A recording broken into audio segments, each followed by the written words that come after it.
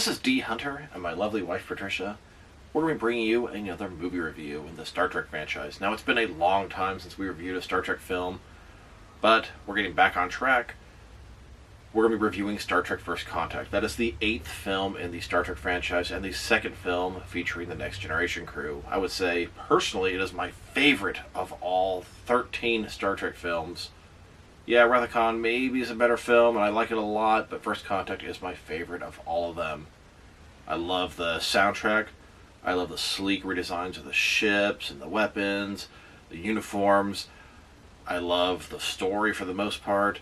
The acting's good, the directing's good, the way it's shot, just pretty much everything about it is well done. Yeah, some of the stuff when I go back in time is a little bit hokey, but for the most part it establishes a lot of Star Trek lore and history that they reference quite a bit later on.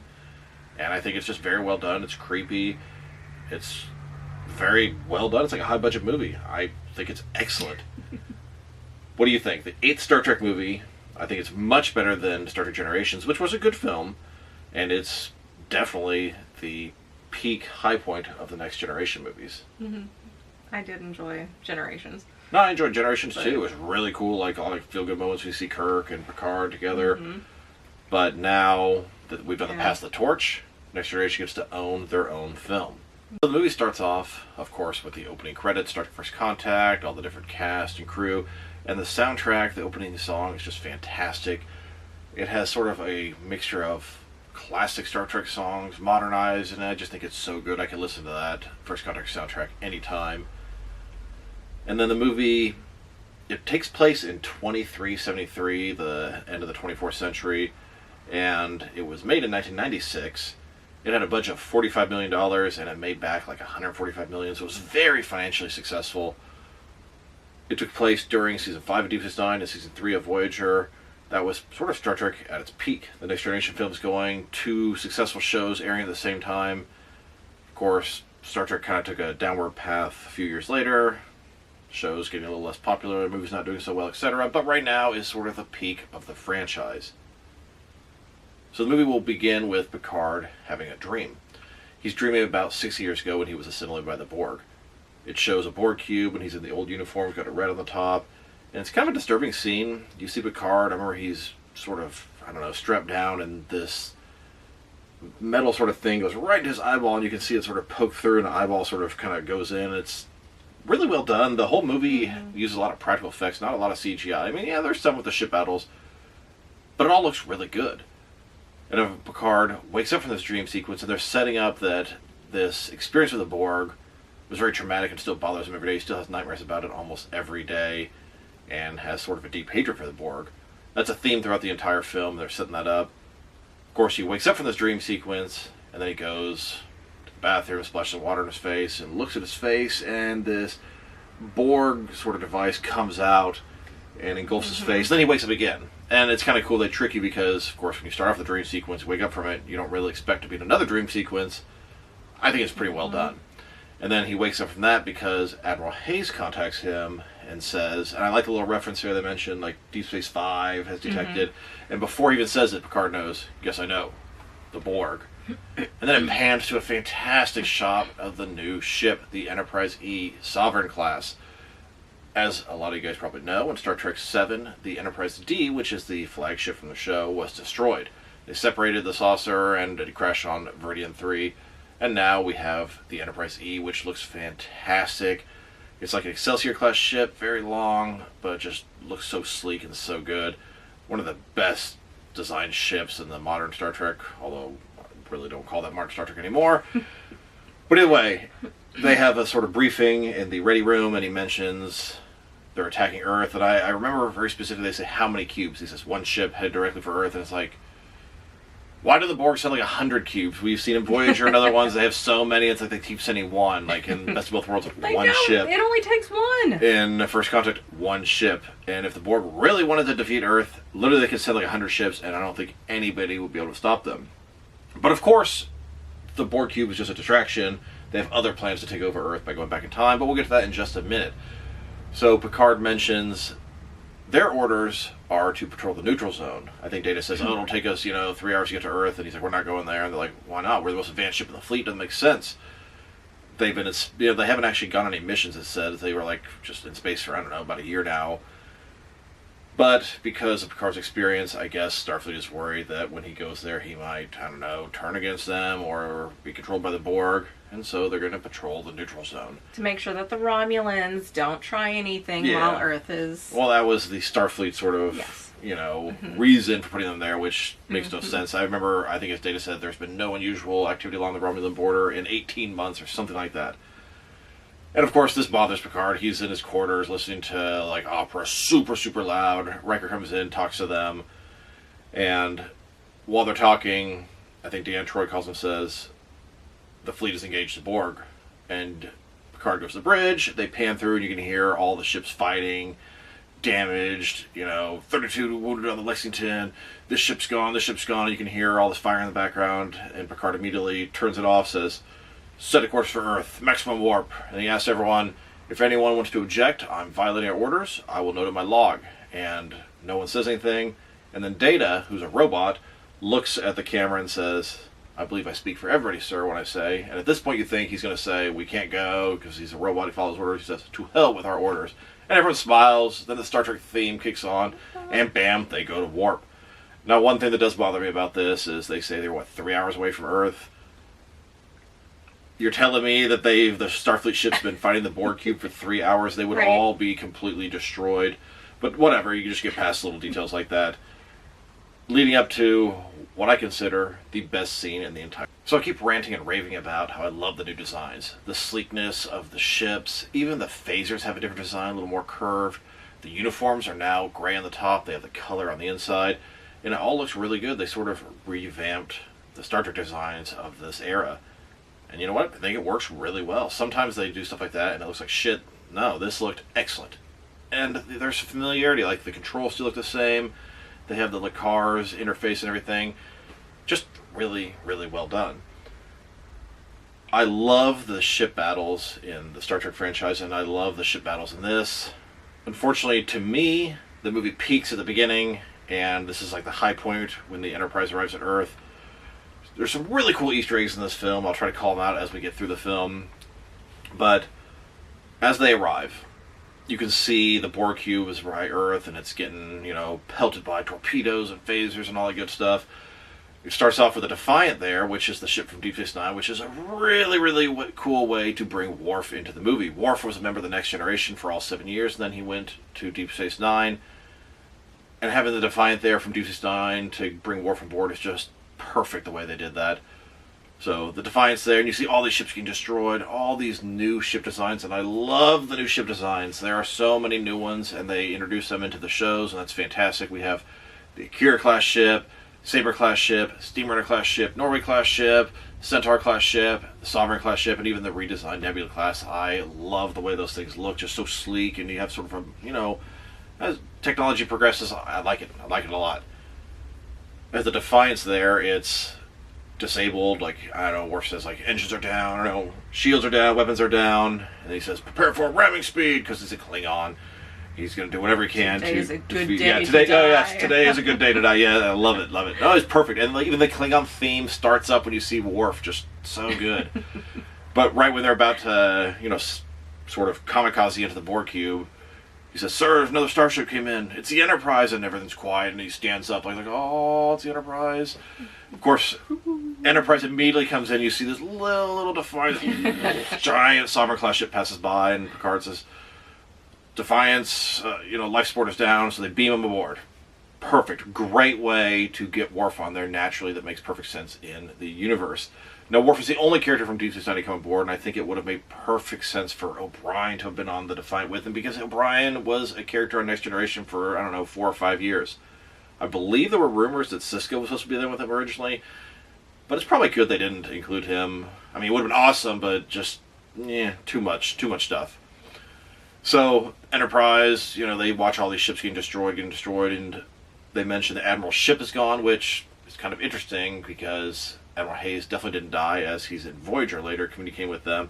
But I guess he got off in an escape pod. It's not really that big a deal. Picard can hear the Borg. You can hear all the sort of whispering. He can still, I don't think he exactly knows what they're saying, but he's aware of their presence and all that stuff. And he takes command of the fleet. I don't know, for whatever reason, he tells them all shoot at this one little point, and they do that, and it destroys a Borg cube. I mean, Picard, I don't know if it's instinct or if he just has this sort of Borg, like... But at the same time, it's why would he not have said something in the reports that this is where you shoot? Well, I don't think it's... I don't know, I feel like they were all shooting the ship, and then, it's sort of used to adapting to that, and they're like, okay, let's do something different real quick before they can adapt, and none of it really makes a lot of sense, but it's cool. It is cool. And the ship looks fantastic. The Sovereign class is the only one that has quantum torpedoes, which are better than the photon torpedoes, and they look blue.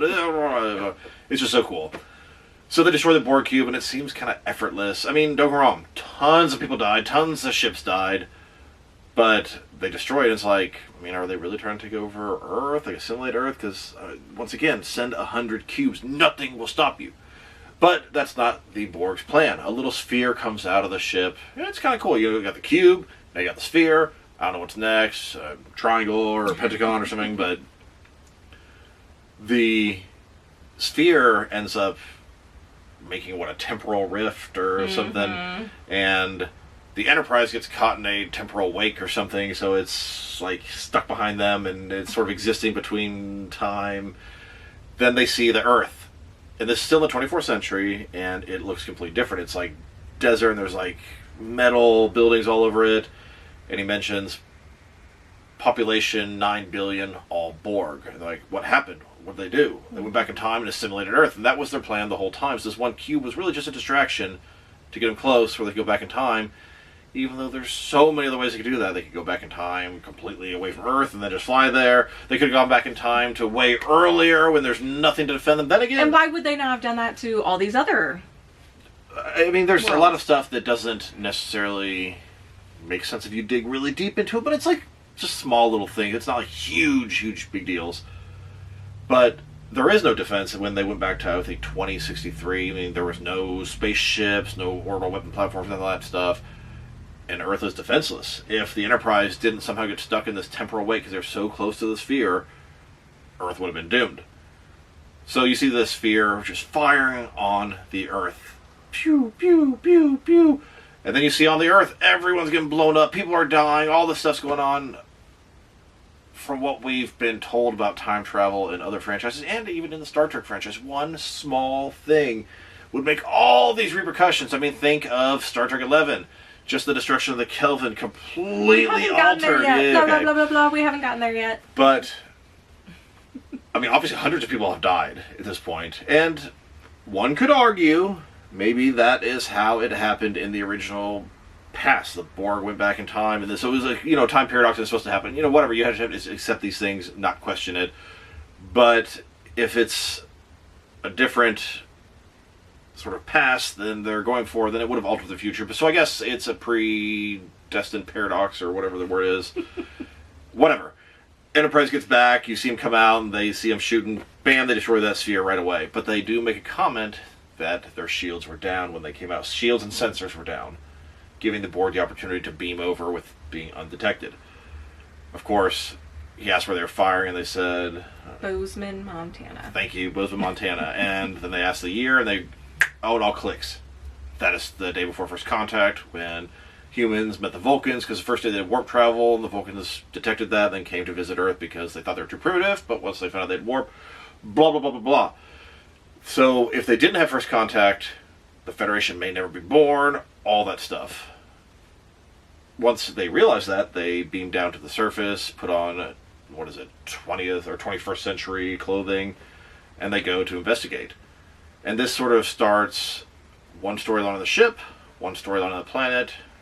I much prefer what's going on the ship myself.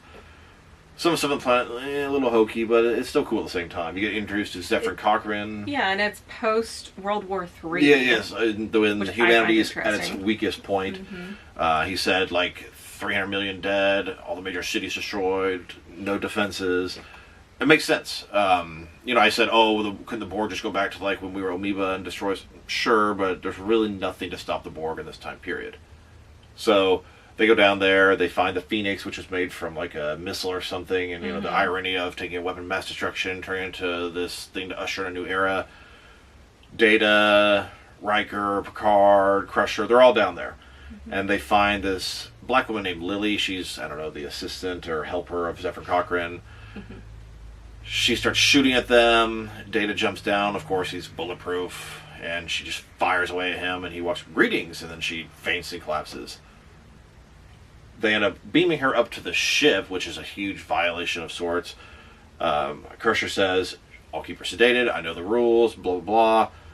But they have to, I don't know, give her medical attention because there's some sort of radiation leak from the Phoenix, and she inoculates all of them, so they're fine.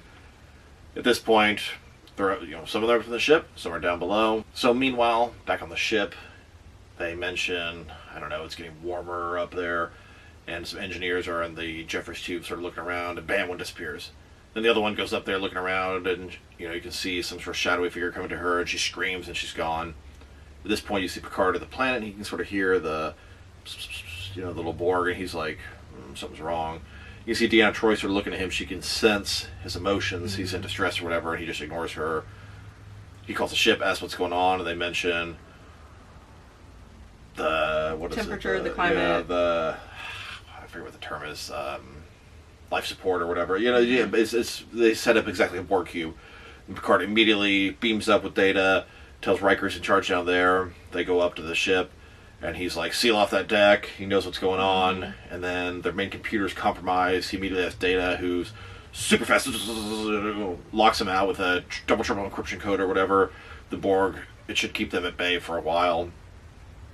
And at this point, they gear up. They have new phaser rifles. Worf's there, all the different crew members, and they decide they're going to retake that deck.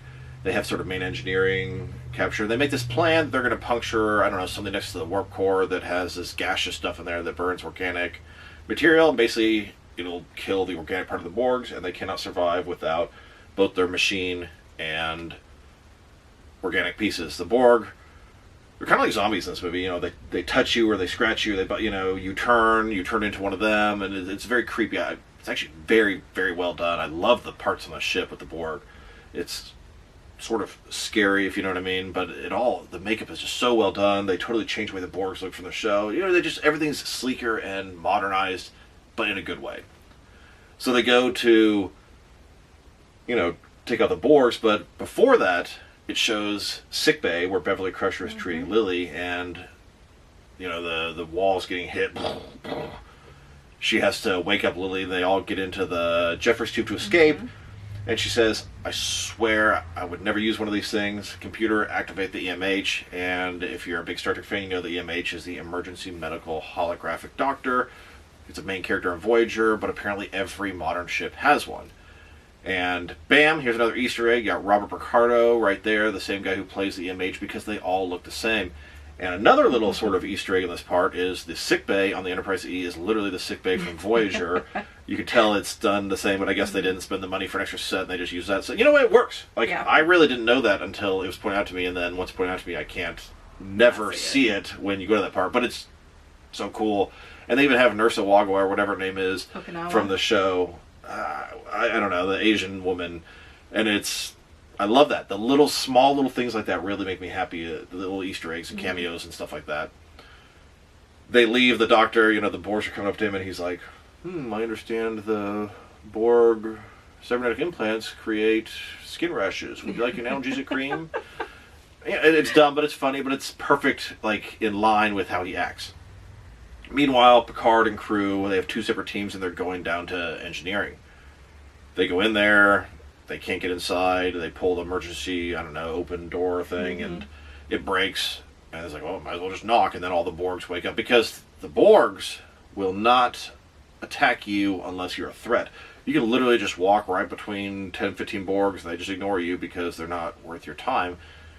Which is weird because they love to assimilate and add people to their culture. You think it wouldn't matter, they would just assimilate you anyway. Whatever. That's a character trait of the Borg. You could literally beam onto their ship and just walk around, and they would not care until you do something to aggravate them or interrupt them, and then they will attack you.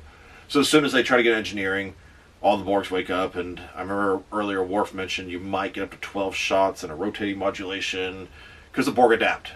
Not just the actual Borg drones, but the ships too. If they keep firing with the same kind of weapons, they will eventually become immune to it. they start fighting the Borg. They fire, I don't know, 5, 6, 7 shots, and then they've adapted. At this point, the humans are totally overrun. Everyone's getting assimilated, getting taken down by the Borg, and they have to retreat. So they're all trying to get the hell out of there. And at one point, door opens, Borg pushes Data down, and they grab him and pull him under the door, and he's gone. But they can't really do anything about it, so they have to just get out of there. And you can see at one part where the crewman gets injected with the whatever the things are. And later Picard has to kill him. I remember Picard mentioning, if you might see other assembling members of the Enterprise crew, do not hesitate to fire. You will be doing them a favor. And it kind of sucks, but the huge defeat, and they all back off and regroup. Meanwhile, on the planet, we finally get introduced to Zefram Cochrane, who is, he's not the founder of the Federation, but he's the one to create warp drive. And he's definitely not the guy you think he'd be. You think he'd be some nerdy scientist guy, but no, he's a hardcore partying, alcoholic, crazy type guy. It's cool. Sort of. Kind of dumb at the same time, but I'm so desensitized to it. This movie came out, better part of 30 years ago at this point. You're old. I was 12 when this came out. I remember really enjoying it. I didn't see it in theaters, but it was on HBO all the freaking time. So at the planet, they're in some sort of bar type area. Riker finally meets Deanna Troi, and she's obviously drunk. She mentions that she's met Zefram Cochrane, and she had to have, 3 shots of something called tequila just to get him to talk to her. And she spent the last 20 minutes trying to keep his hands off her, blah, blah, blah, And, he's drunk, he's making her drink more and more, and he wants to dance. And he's not the guy you would think he would be at all. And he says, "You're drunk." She's like, "I'm not drunk." She's like, "We don't have time. There's no time to argue about the time. We just don't have the time." And he's like, "Oh, you're blended all right." And Zefram Cochrane hits a jukebox, starts dancing. Deanna Troi passes out. Riker's just like... So he plans to tell them the cover story because they're simply out of time. I think First Contact is literally 12 hours away at this point. Meanwhile, in the ship, you see what happened to Data. He's been captured by the Borg, and he's not a traditional life form they would assimilate because he's a pure robot. They took interest in him for whatever reason. They were actually grafting human skin onto him, which is something that really appealed to him, as his goal is to become more human, which is a weird goal for a superior robot, but whatever. It's just something he's always wanted, living amongst the humans. You see the Queen, and that's something very different to the Borg. It actually sort of contradicts what we know about the Borg, that it's one hive mind and there's no individuals, but you see this kind of cool scene, although it looks a little rough nowadays, but much better than the Queen in the Voyager episode. But the top part of her, from here up, is separate, and they put it onto this drone body, and then it all sort of connects together, and she's sort of sexy, but sort of I don't know. Monster-ish? Yeah, it's hard to explain. They got a good cross between, making her sexy and attractive, but gray and monstrous at the same time. It's weird. And she's talking to Data, and he's like, you will never be successful at assimilating me. And she's like, I've heard that from thousands of beings and thousands of worlds, blah, blah, blah. It just doesn't really make sense having the Queen, but they gave it a main villain, a face to the villain for the Borg. I get why they did it, and then in the franchise moving forward, we have the Borg Queen, and I guess every time the Borg Queen dies or consciousness gets uploaded to another Borg Queen gets activated. It doesn't really make exactly sense, but you're in a futuristic setting with androids that are like zombies. You have to kind of accept some of these things. Mm-hmm.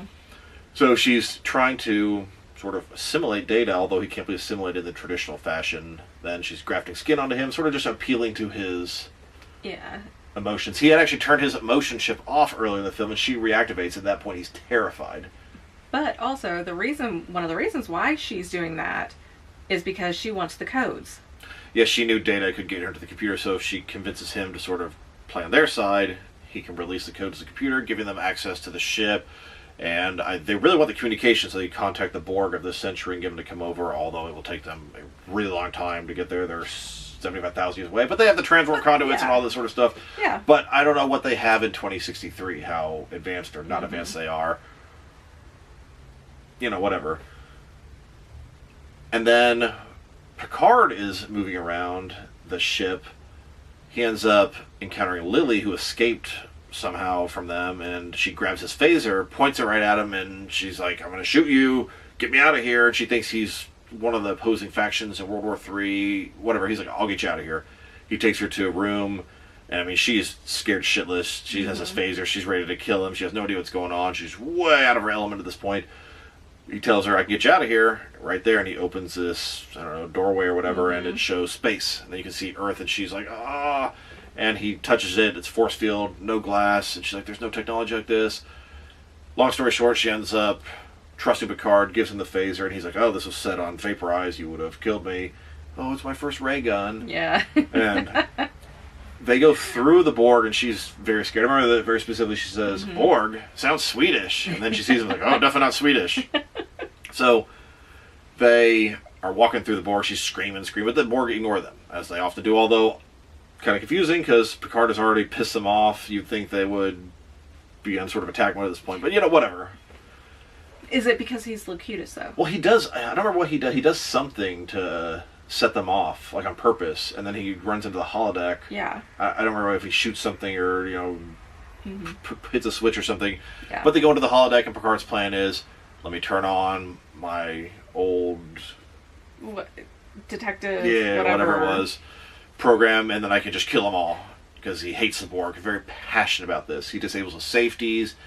He goes to some old sort of club in like the 50s. There's gangsters there. He takes their Tommy gun. Another Easter egg. Very cool. At this point, we have Ethan Phillips, who plays Neelix on Voyager, and he's not playing Neelix because they're 75,000 years away, but he plays just a random holographic character. I think it's really cool. I love all these Easter eggs. It makes me smile every time. So Picard is dancing with Lily, and then he grabs his Tommy gun and just goes nuts and kills all the Borgs. And even at this point, after he shot the hell out of them, he runs up to them with the Tommy gun, about to smash them, and she's like, enough! You got him already. Then he opens up, I think it was Ensign Lynch, his insides, takes the, I don't know, whatever little thing inside of him, and gets to sort of figure out what their plans are. He puts onto a tricorder, figures it out, he's like, oh crap. So they go back to the rest of the crew to sort of explain their plans and hopefully stop them.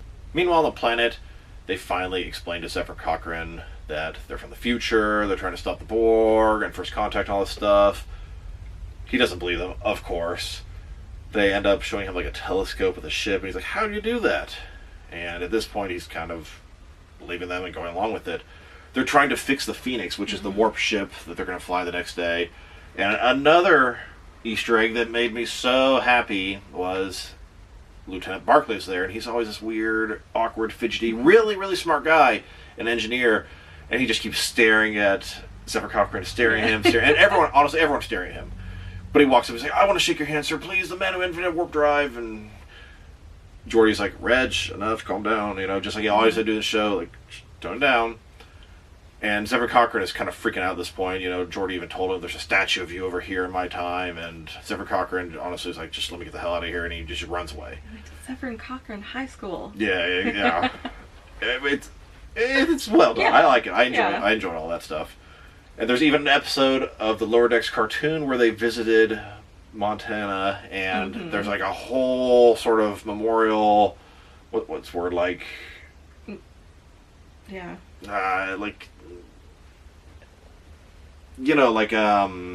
amusement park. Not exactly, but sort of area in Bozeman, Montana about First Contact, all the different places you can visit, the ship you can fly, and all that sort of stuff. Very cool. Meanwhile, back on the ship, Picard shares the plans of the Borg, and they're trying to get the deflector dish and turn it into a big communicator so they can communicate with the Borg of the century and have them come on to Earth and help assimilate.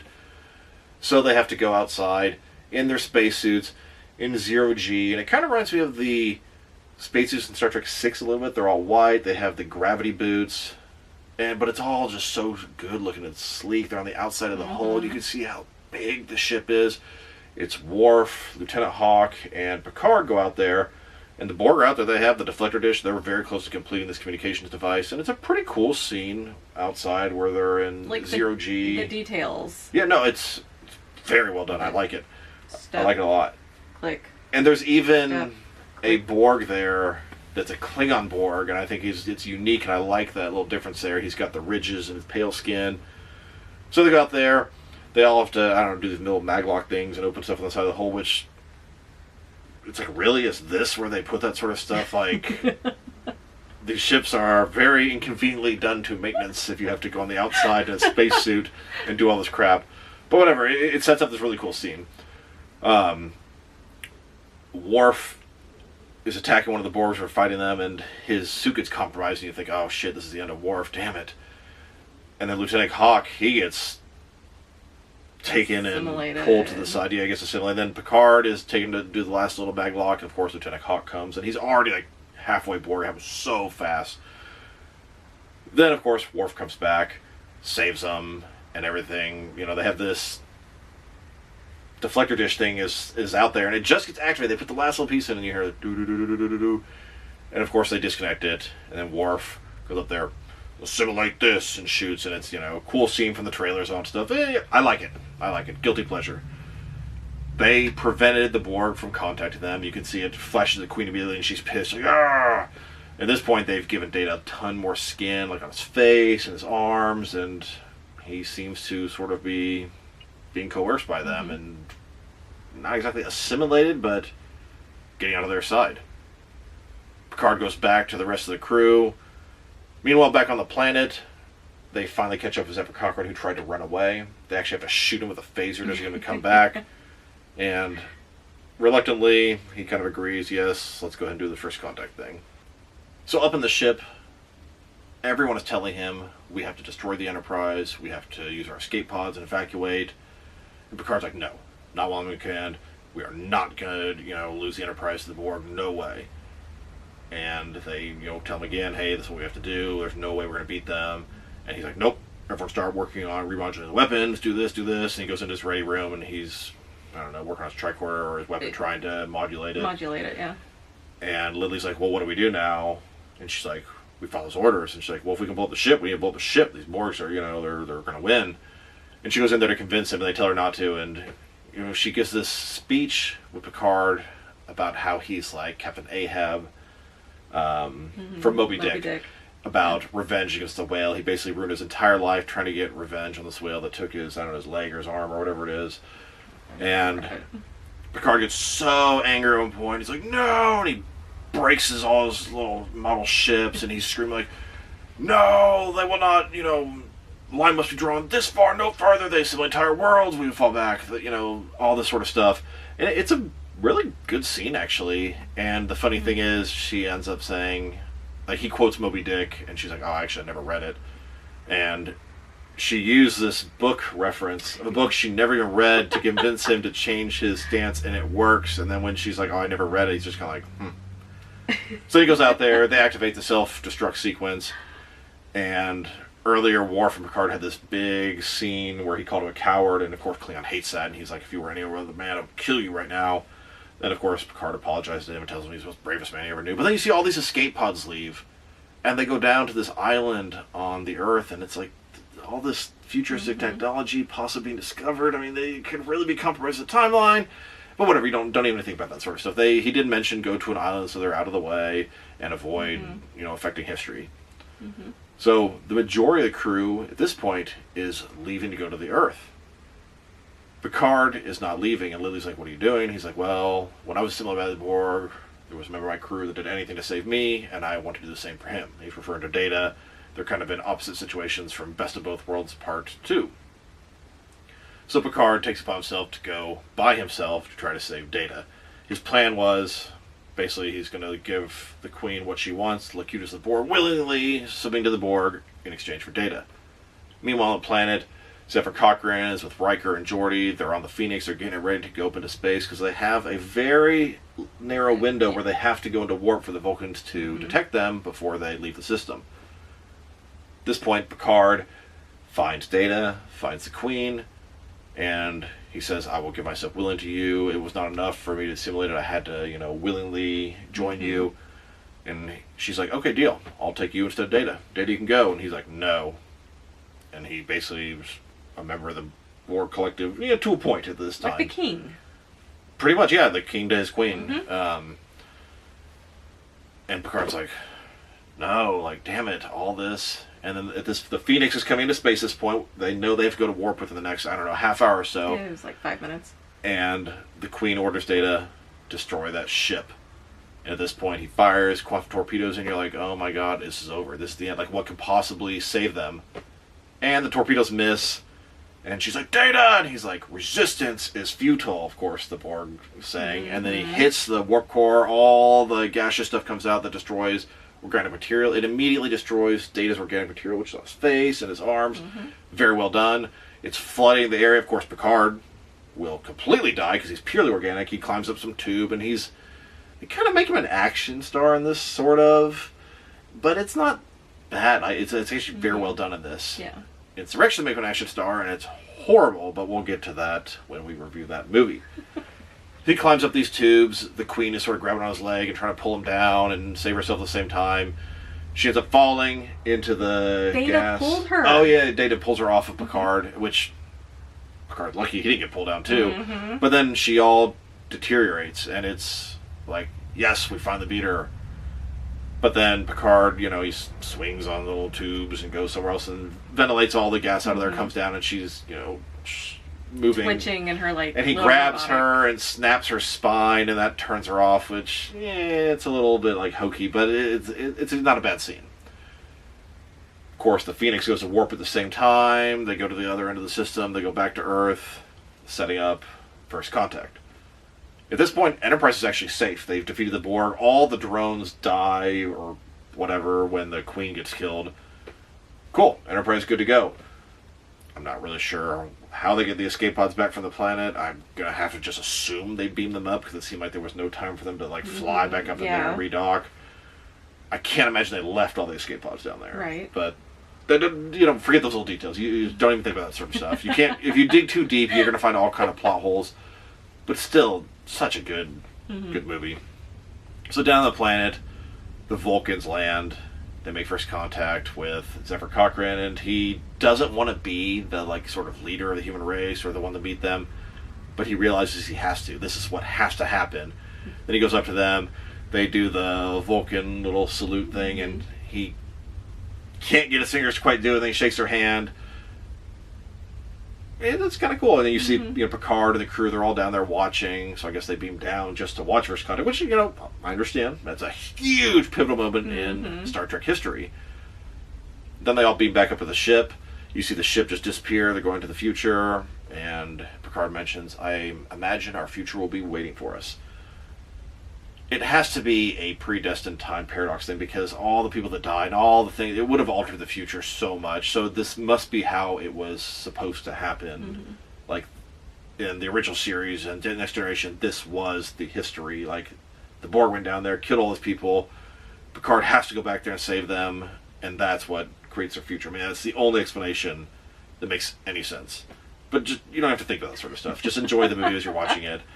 But then Zephyr Cochrane meets the Vulcans, takes them into, like, the bar area, and has them drinking alcohol, which I can only imagine they're like, these humans, illogical, drink this filth and poison themselves. Then he plays music, and the Vulcan gets up, and he's like, no, he's like, showing them dance. It's kind of dumb.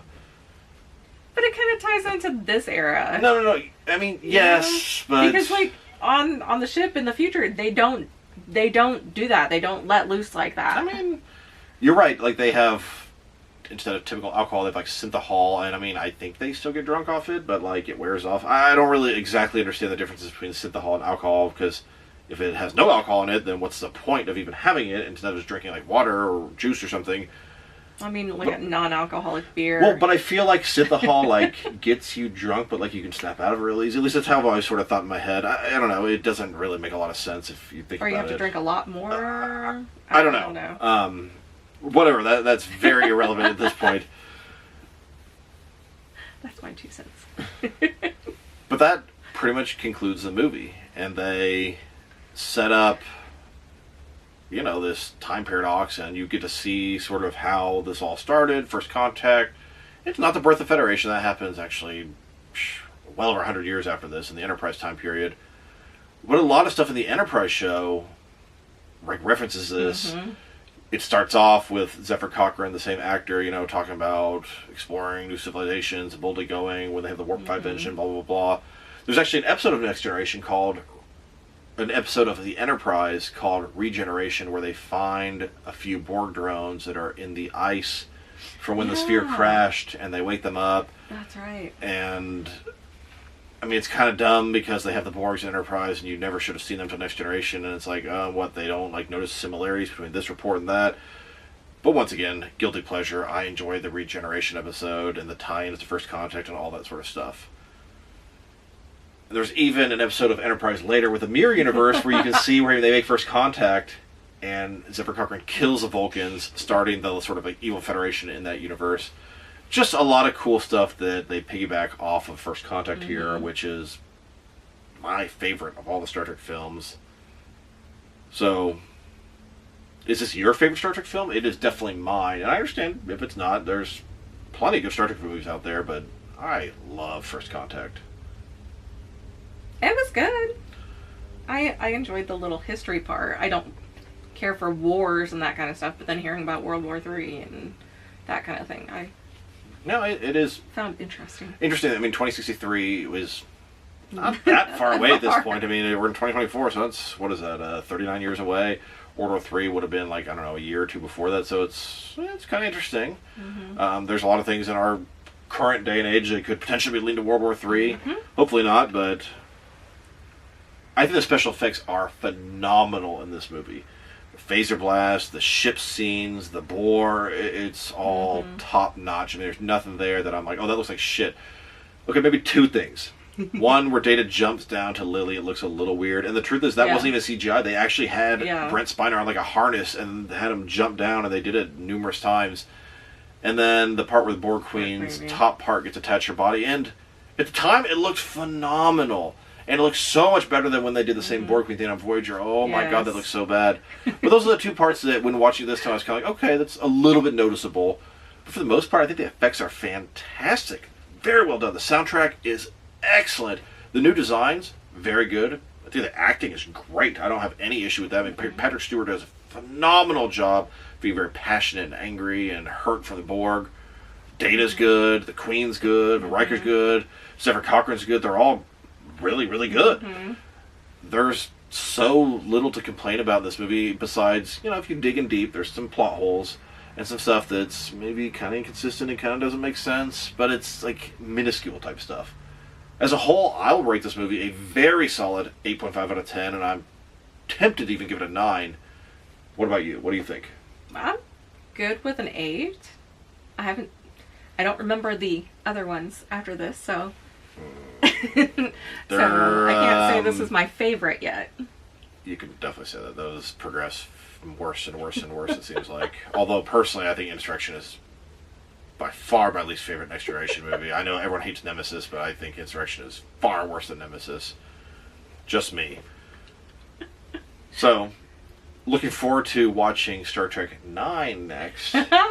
And we'll be doing a video on that, I don't know, sometime in the near future. And we still have Star Trek 9, 10, 11, 12, 13 to go through. And we're doing all of this because we're on a journey through the Star Trek franchise.